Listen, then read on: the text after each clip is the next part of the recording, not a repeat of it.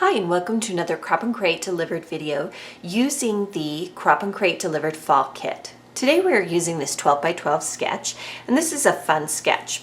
First we're going to pick the background paper, and while it is solid in this sketch, I loved this chevron paper.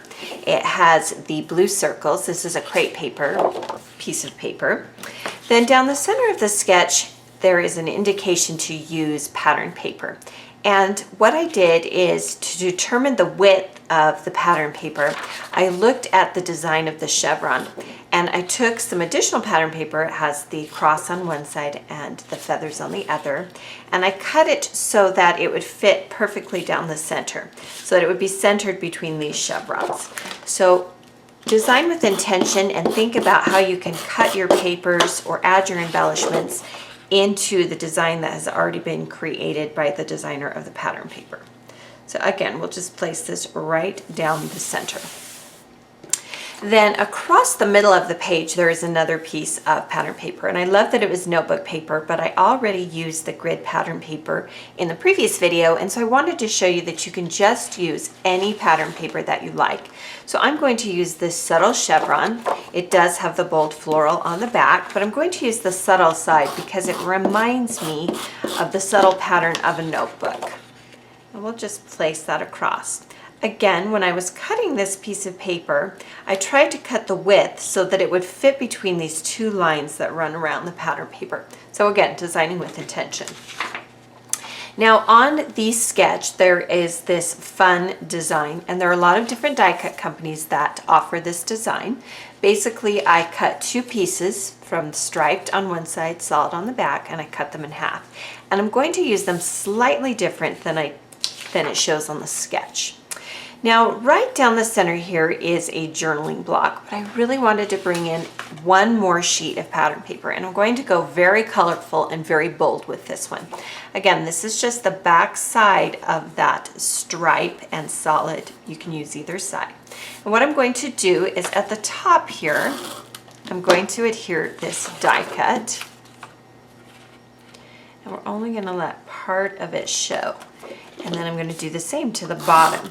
So rather than have the orientation be similar to what is on the sketch, I am using the inspiration of the cut from the sketch, but I am putting it on my layout in a slightly different way.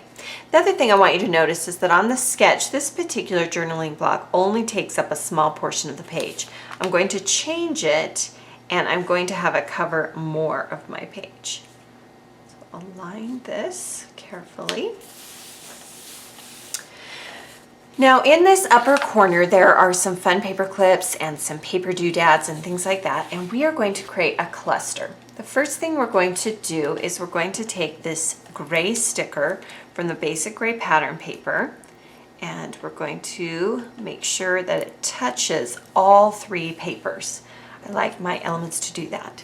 Then I have this Harvest Love. It does have gold foil on it. And we are going to slightly overlap it. And then if you remember from the sneak peek video, there is this beautiful paper clip that is in the shape of a leaf. And it has a heart in it. And what I'm going to do to adhere it is I'm going to use a glue dot right behind that heart. Now you'll see that when I add it, you can see the glue dot, and nobody wants to see that. In fact, I'm going to add another one on top to hold it in place. You could also staple or stitch this in place.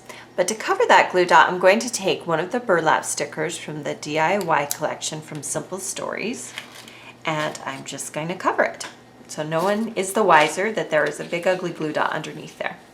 All right, let's go back and we're going to look at the photos on this page. Now, the photos suggest 3.5 by 2.5 inch. This is just slightly larger than that. I'm not sure how much larger. I just enlarged it in Photoshop. And then there are 3 photos that are 2 inches by 1.75. This photo says 4 by 6. It is not 4 by 6. It is 2 by 1.75. When picking which photos to use large and which to use small, the largest photo should likely be the most dynamic photo, or the photo that best tells the story, or the photo that you most prefer. So for this one, I liked my son throwing the leaves. And then I will just start placing them on somewhat similar to the sketch itself. And I'm going to leave them just like this for just a moment while I start placing some other elements. Now on the sketch, right above this particular journaling block is an element. And we're going to use a die cut from American Crafts that says Weekend Adventure. And I want to center it right at the top, and that will bring in some of that extra blue. Now behind this photo, I'm going to take two of the DIY tags, one in white and one in craft, and we're going to place them behind that large photo. And that is going to help bring in some of the creamy whites that I'm going to use elsewhere on the page. So I usually do one a little higher than the other. Now once I've placed that, then I can go ahead and add my main photo.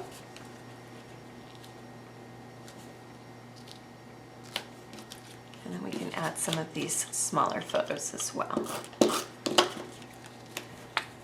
I'm overlapping them, but when I overlap them, I'm trying not to overlap any part of the photo that is telling the story.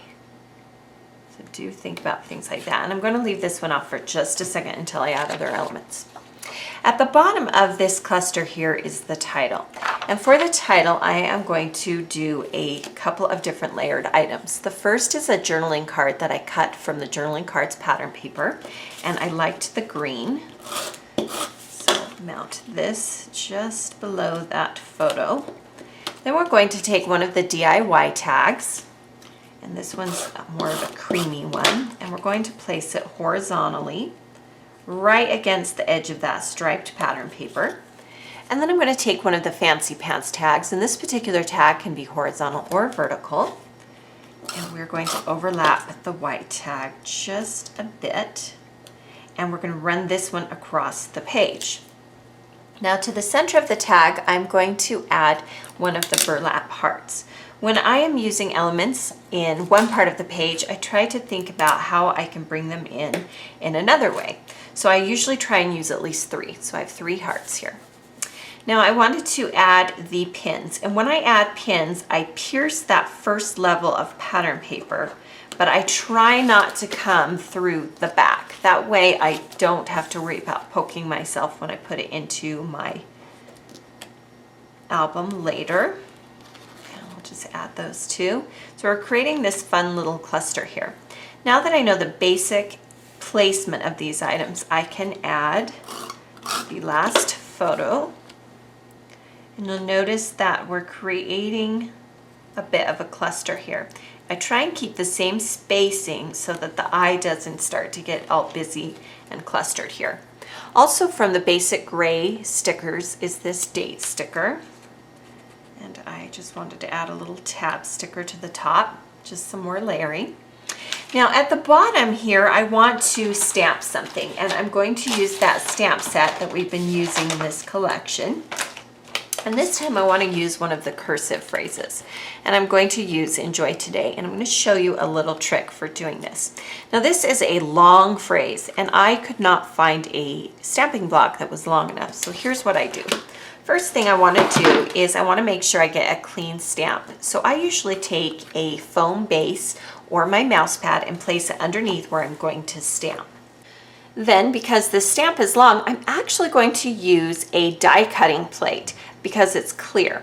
Now the key with this is try not to get any ink on this, and if you do, quickly clean it up. You don't want to get ink later onto your die cut images. I'm going to use baked brown sugar, a stamping ink from Stampin' Up.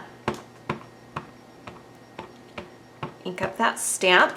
And we're going to stamp here right across the bottom of this layout onto that bottom section. And I'm centering it very carefully. And then I'll press the plate into the bottom of this pattern paper. Try not to rock the stamp. You want to get a clean stamp. But you can see that that plate created just a perfect stamp. Now make sure again to clean off your stamp and clean off your plate before using it to die cut anything else. Now for an additional title, I'm going to use the very small stickers from Basic Gray. They're in a nice light green. We're going to spell out Finally Fall. And you can combine different upper and lower case and get the exact look that you want.